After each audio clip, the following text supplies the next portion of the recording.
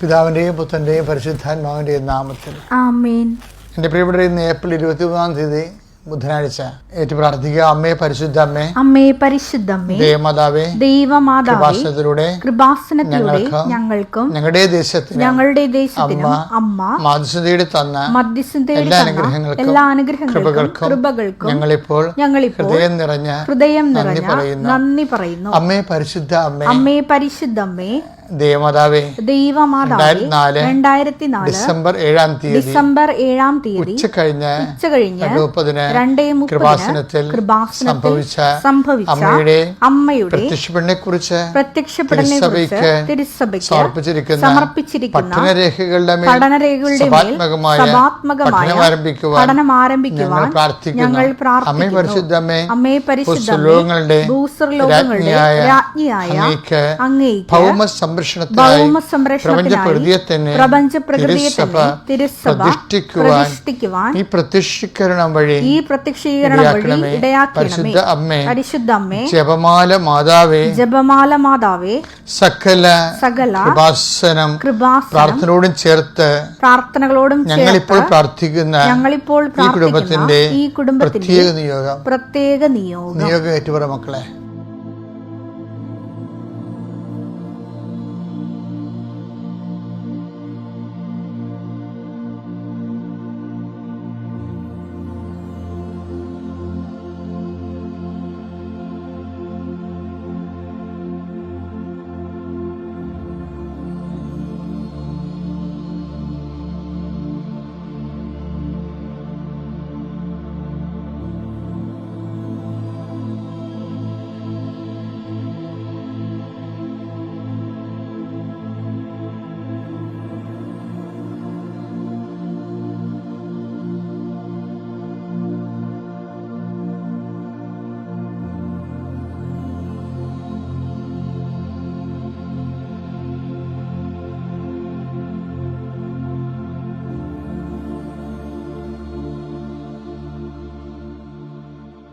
അമ്മയുടെ പ്രത്യക്ഷീകരണത്തിന്റെ ഈ അനുഗ്രഹവേളയിൽ ഞങ്ങൾക്ക് സാധിച്ചു തരുവാൻ കനിയണമേ. ആമേൻ. വിശ്വാസ പ്രമാണം. സർവശക്തനായ പിതാവും ആകാശത്തിന്റെയും ഭൂമിയുടെയും സൃഷ്ടാവുമായ ദൈവത്തിൽ ഞാൻ വിശ്വസിക്കുന്നു. അവിടുത്തെ ഏകപുത്രനും ഞങ്ങളുടെ കർത്താവുമായ ഈശോമിശിഹായിലും ഞാൻ വിശ്വസിക്കുന്നു. ഈ പുത്രൻ പരിശുദ്ധാത്മാവിനാൽ ഗർഭസ്ഥനായി കന്യകാമറിയത്തിൽ നിന്ന് പിറന്ന് പൊന്തിയോസ് പീലാത്തോസിന്റെ കാലത്ത് പീഡകൾ സഹിച്ച് കുരിശിൽ തറയ്ക്കപ്പെട്ട് മരിച്ച് അടക്കപ്പെട്ട് പാതാളങ്ങളിൽ ഇറങ്ങി മരിച്ചവരുടെ ഇടയിൽ നിന്ന് 3-ാം നാൾ ഉയർത്ത് സ്വർഗത്തിലേക്ക് എഴുന്നള്ളി സർവശക്തിയുള്ള പിതാവായ ദൈവത്തിന്റെ വലതുഭാഗത്തിരിക്കുന്നു. അവിടെ നിന്ന് ജീവിക്കുന്നവരെയും മരിച്ചവരെയും വിധിക്കുവാൻ വരുമെന്നും ഞാൻ വിശ്വസിക്കുന്നു. പരിശുദ്ധാത്മാവിലും ഞാൻ വിശ്വസിക്കുന്നു. വിശുദ്ധ കത്തോലിക്കാ സഭയിലും പുണ്യവാന്മാരുടെ ഐക്യത്തിലും പാപങ്ങളുടെ മോചനത്തിലും ശരീരത്തിന്റെ ഉയർപ്പിലും നിത്യമായ ജീവിതത്തിലും ഞാൻ വിശ്വസിക്കുന്നു. ആമേൻ. സ്വർഗ്ഗസ്ഥനായ ഞങ്ങളുടെ പിതാവേ, അങ്ങയുടെ നാമം പൂജിതമാകണമേ. അങ്ങയുടെ രാജ്യം വരണമേ. അങ്ങയുടെ തിരുമനസ് സ്വർഗത്തിലെ പോലെ ഭൂമിയിലും ആകണമേ. അന്നു വേണ്ടുന്ന ആഹാരം ഇന്ന് ഞങ്ങൾക്ക് തരണമേ. ഞങ്ങളോട് തെറ്റ് ചെയ്യുന്നവരോട് ഞങ്ങൾ ക്ഷമിക്കുന്നത് പോലെ ഞങ്ങളുടെ തെറ്റുകൾ ഞങ്ങളോടും ക്ഷമിക്കണമേ.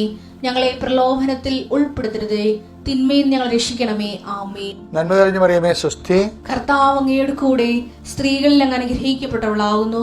അങ്ങയുടെ ഉദരത്തിൻ ഫലമായി ഈശോ അനുഗ്രഹിക്കപ്പെട്ടവനാകുന്നു.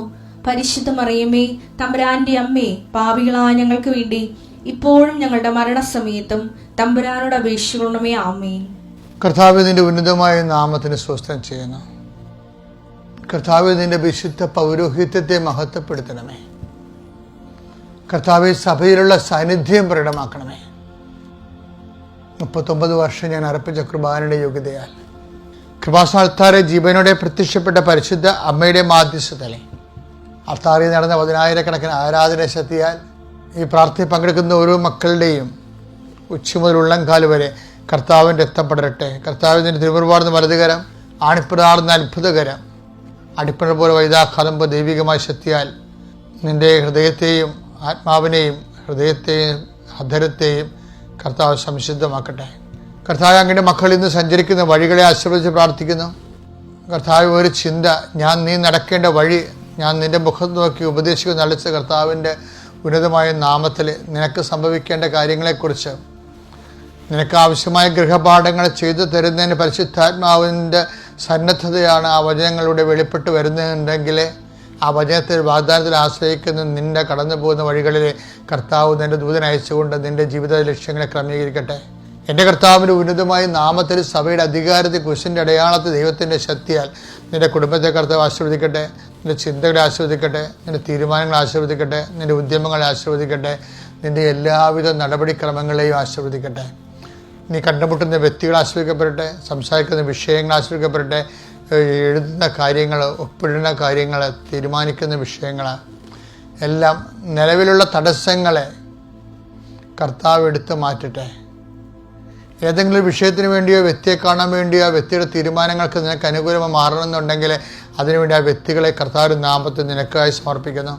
കർത്താവ്, നിൻ്റെ ഉന്നതമായ നാമത്തിന് സ്വസ്ഥം ചെയ്യുന്ന കർത്താവ്, ഇതിൻ്റെ വിശുദ്ധ പൗരോഹിത്യത്തിൽ മഹത്വപ്പെടുന്ന പ്രാർത്ഥിക്കുന്ന കർത്താവ്, ഭവനരഹിതരായുള്ള മക്കൾക്ക് വേണ്ടി പ്രാർത്ഥിക്കുന്നു, സ്ഥലമില്ലാത്ത മക്കൾക്ക് വേണ്ടി പ്രാർത്ഥിക്കുന്നു, സാമ്പത്തിക ബാധ്യതകൾ വിഷമിക്കുന്ന മക്കൾക്ക് വേണ്ടി പ്രാർത്ഥിക്കുന്നു, മാരകമായ രോഗം മൂലം ക്ലേശിക്കുന്നവർക്ക് വേണ്ടി പ്രാർത്ഥിക്കുന്നു, വിവിധങ്ങളായ രോഗങ്ങളാൽ വലയപ്പെടുന്നവർക്ക് വേണ്ടി പ്രാർത്ഥിക്കുന്നു, സമാധാനമില്ലാത്ത കുടുംബങ്ങൾക്ക് വേണ്ടി പ്രാർത്ഥിക്കുന്നു, പരവർത്തകന്മാരിൽ അകന്ന് കഴിയുന്നവർ, പിരിഞ്ഞു കഴിയുന്നവർ, ഒരുമിച്ച് ജീവിക്കാൻ ആഗ്രഹിക്കുന്നവർക്ക് എത്രയും ജീവിക്കാൻ വേണ്ടി പ്രാർത്ഥിക്കുന്നു, മക്കളില്ലാത്തവർക്ക് വേണ്ടി പ്രാർത്ഥിക്കുന്നു. കർത്താവ്, ഓരോരോ ജീവിത ആവശ്യങ്ങൾ, ജീവിത യാതനകൾ, അതിൻ്റെ സാങ്കേതിക തടസ്സങ്ങൾ, നിയമ തടസ്സങ്ങൾ, അതുപോലെ തന്നെ കോടതിയിൽ അകപ്പെട്ടിരിക്കുന്ന വിഷയങ്ങൾ, സ്റ്റേഷനിൽ അകപ്പെട്ടിരിക്കുന്ന വിഷയങ്ങളുടെ മേലെല്ലാം ദൈവികമായ ഇടപെടലുണ്ടാകാൻ വേണ്ടി പ്രാർത്ഥിക്കുന്നു. എൻ്റെ കർത്താവിൻ്റെ ഉന്നതമായ നാമത്തിൽ പരീക്ഷയുടെ റിസൾട്ട് പ്രതീക്ഷിക്കുന്നവരെ, റിവാലുവേഷനെ കൊടുത്തിട്ടുള്ളവരെ, നിൻ്റെ ഉപരിപഠനത്തിനും ഉപരി ജീവിതത്തിന് ആവശ്യമായ യോഗ്യത നേടാൻ ആവശ്യമായ എല്ലാ സംവിധാനങ്ങളുടെ മേലും ദൈവികമായ കൃപ ആവസിക്കണമെന്ന് പ്രാർത്ഥിക്കുന്നു. എൻ്റെ കർത്താവിൻ്റെ ഉന്നതമായ നാമത്തിൽ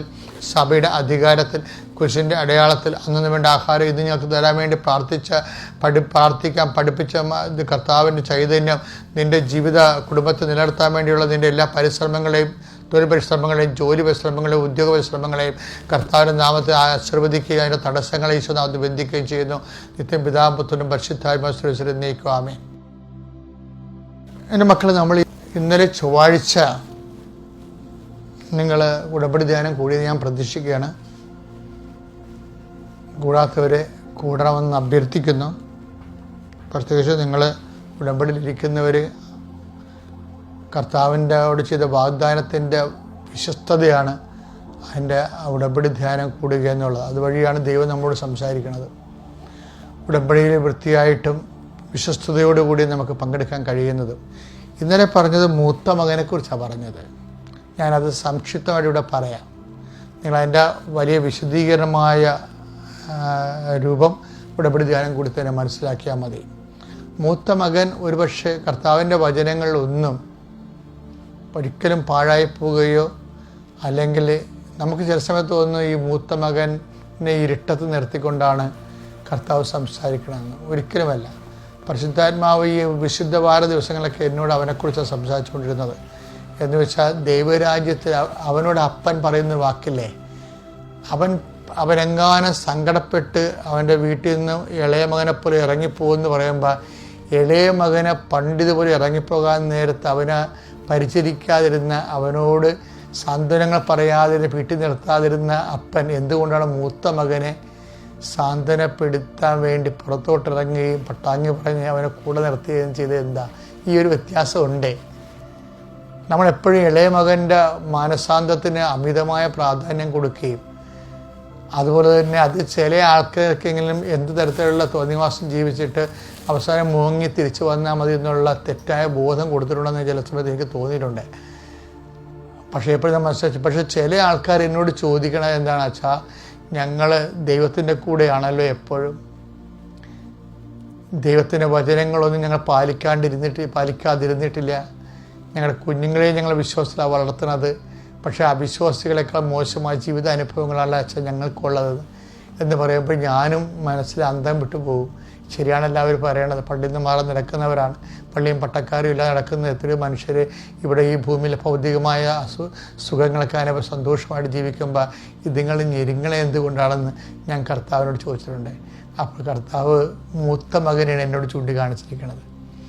മൂത്ത മകൻ പറഞ്ഞ ഇതാണ്, എൻ്റെ അപ്പ, എത്ര കാലമായി ഞാൻ നിൻ്റെ കൂടെ ജീവിക്കുന്നു, എൻ്റെ കൂട്ടുകാരുടെ കൂടെ ഉല്ലസിക്കുന്നതിന് അവസാനം ഒരു കുഞ്ഞാടിനെ പോലെ നീ എനിക്ക് തന്നില്ലല്ലോ എന്ന് പറയുന്നത്. അത് ഭാഗം വായിച്ചേ. ലൂക്കാ 15:29. എന്നാൽ അവൻ പിതാവിനോട് പറഞ്ഞു, നോക്കൂ എത്ര വർഷമായി ഞാൻ നിനക്ക് ദാസ്യവേല ചെയ്യുന്നു. ഒരിക്കലും നിന്റെ കൽപ്പന ഞാൻ ലംഘിച്ചിട്ടില്ല. എങ്കിലും എന്റെ കൂട്ടുകാരോടൊത്ത് ആഹ്ലാദിക്കാൻ ഒരു ആട്ടിൻകുട്ടിയെ പോലും നീ എനിക്ക് തന്നില്ല. കണ്ടാ, ആ പരിഭവം മൂത്തമകൻ്റെ അല്ല. എനിക്കൊണ്ട് സഭയിൽ 90% മൂത്ത മക്കളാണ്. എന്താ കാര്യം വെച്ച് കഴിഞ്ഞാൽ ദൈവത്തിൻ്റെ വചനത്തിനനുസരിച്ച് ജീവിക്കാനും കർത്താവിൻ്റെ ബലിയിൽ പങ്കെടുത്ത് ബലിജീവിതത്തിന് അനുഷ്ഠിച്ചുകൊണ്ട് പോകുന്നവരുണ്ട്. പക്ഷെ ചിലർക്ക് അവരുടെ ഏറ്റവും മസ്റ്റായിട്ടുള്ള കാര്യങ്ങൾ പോലും ചിലപ്പോൾ നടക്കാതെ വരുമ്പോൾ ഞാനീ പ്രാർത്ഥനയൊക്കെ പ്രാർത്ഥിക്കുന്നത് ആരോടാണ്, ഇനി ദൈവം ഉണ്ടോ എന്നൊക്കെ തന്നെ ചില അയ്യോഭാവികളും അല്പവിശ്വാസികളൊക്കെ വിശ്വാസ ശക്തിയിൽ നിന്ന് ക്ഷയിച്ചു പോയിട്ടുണ്ട്. പക്ഷേ അപ്പോഴും അപ്പനൊരു വാക്ക് നിങ്ങൾ ഓർക്കണം. എന്താ അപ്പം പറയണത് ഒന്ന് വായിച്ചാൽ. ലൂക്കാ 15:31. അപ്പോൾ പിതാവ് പറഞ്ഞു, മകനെ നീ എപ്പോഴും എന്നോട് കൂടെ ഉണ്ടല്ലോ. എനിക്കുള്ളതെല്ലാം നിന്റേതാണ്. അപ്പൊ എനിക്കുള്ളതെല്ലാം എന്ന് പറഞ്ഞാൽ എന്താണെന്നറിയാവോ? അതിൻ്റെ നിത്യതയാണ് ഉദ്ദേശിക്കുന്നത്. നമ്മൾ എപ്പോഴും ശ്രദ്ധിച്ച് നോക്കേണ്ട കാര്യം എന്ന് വെച്ച് കഴിഞ്ഞാൽ, നമ്മൾ കേൾക്കുന്ന പ്രാർത്ഥനയുണ്ട്, കേൾക്കപ്പെടാത്ത പ്രാർത്ഥനയുണ്ട്. രണ്ടുതരം പ്രാർത്ഥനയുണ്ട്. ഇപ്പം നമ്മുടെ ജീവിതത്തിലുള്ള ആവശ്യങ്ങളിൽ നമ്മൾ 10 കാര്യം ചോദിച്ചാൽ ചിലപ്പോൾ 5 നടക്കും, 5 നടക്കത്തില്ല. 5 നടക്കാതിരിക്കുന്നതല്ല സംഭവം. 5 നടക്കുന്നത് ക്യാഷ് ആൻഡ് കൈൻഡ് ഭൗതികമായ നിലനിൽപ്പിന് വേണ്ടിയുള്ള കാര്യങ്ങളാണ് നമ്മൾ ദൈവത്തോട് പ്രാർത്ഥിക്കുന്നത്. അല്ലെങ്കിൽ ആരെങ്കിലും വലിയ ആധ്യാത്മികമായിട്ട് വലിയ താമസന്മാരെ പോലെ നിത്യതയും പ്രാർത്ഥിച്ചുകൊണ്ടിരിക്കും. ഇല്ല, ഓരോരുത്തന്മാർ പ്രാർത്ഥിക്കുന്നത് അവരുടെ ജോലി, അവരുടെ മക്കളുടെ വിദ്യാഭ്യാസം, ഇങ്ങനെയുള്ള ഈ ചാകുമ്പോൾ തീരണ കാര്യങ്ങളൊക്കെയാണ് ചോദിക്കുന്നത്. അപ്പോൾ അതുകൊണ്ട് തന്നെ പല ചോദ്യങ്ങൾക്കും ചില സമയത്ത് നിത്യതയ്ക്ക് വേണ്ടിയുള്ള പ്രത്യേകമായ നിക്ഷേപമില്ലാത്ത കാരണം ദൈവം ചില പ്രാർത്ഥനകളെ റിസർവ് ചെയ്ത് കളയും. അത് കേൾക്കാത്തതല്ല, അത് റിസർവ് ചെയ്യണതാണ്. എങ്ങോട്ട് റിസർവ് ചെയ്യണം? നിത്യതയ്ക്ക് വേണ്ടി. അപ്പോൾ പലപ്പോഴും ഓർക്കേണ്ടത്, നിൻ്റെ നിത്യത എന്ന് പറയുന്നതും എന്താണ്? കേൾക്കപ്പെടാത്ത പ്രാർത്ഥനയാണ്. അതാണ് അപ്പം പറയണത്. കാര്യം ആ വാക്ക് ഉപയോഗിക്കണത് തന്നെ, എൻ്റെ പ്രലോഭനങ്ങളിൽ എന്നോട് കൂടെ ഉണ്ടായിരുന്നവരാണ് നിങ്ങൾ. ആ വാക്കിൻ്റെ കൂടെ ഇത് ചേർത്ത് വെക്കേണ്ടതാണ്. എൻ്റെ മകനെ നീ എപ്പോഴും എന്നോട് കൂടെ ഉണ്ടല്ലോ എന്ന് പറയണത് ജീവിത ക്ലേശങ്ങളെ ചില സമയത്ത് ദൈവത്തിൻ്റെ കൂടെ തന്നെ കർത്താവിൻ്റെ പീഡാസങ്ങളോട് കൂട്ടിവെച്ചുകൊണ്ട് നമ്മൾ ജീവിക്കുമ്പോൾ നമ്മൾ ദൈവത്തിൻ്റെ കൂടെയാണെന്നുള്ള അർത്ഥമാണ് ബൈബിൾ നൽകുന്നത്. 22:28. എൻ്റെ പരീക്ഷകളിൽ എന്നോട് കൂടെ നിരന്തരം ഉണ്ടായിരുന്നവരാണ് നിങ്ങൾ. എൻ്റെ പിതാവ് എനിക്ക് രാജ്യം കൽപ്പിച്ചു തന്നിരിക്കുന്നത് പോലെ ഞാൻ നിങ്ങൾക്കും തരുന്നു. അപ്പൊ ഇത് തന്നെയാണ് മൂത്ത മകനോട് ഈശോ പറയണത്.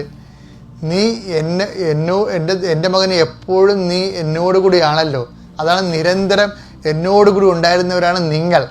അപ്പം എപ്പോഴും നിരന്തരം ക്യാഷ് ആൻഡ് കൈൻഡ് നമുക്കൊന്നും കിട്ടിയില്ലെങ്കിലും നമ്മൾ ദൈവത്തിൻ്റെ കൂടെ വിശ്വസ്തരായി നിൽക്കുമ്പോൾ എന്താ സംഭവിക്കുന്നത്?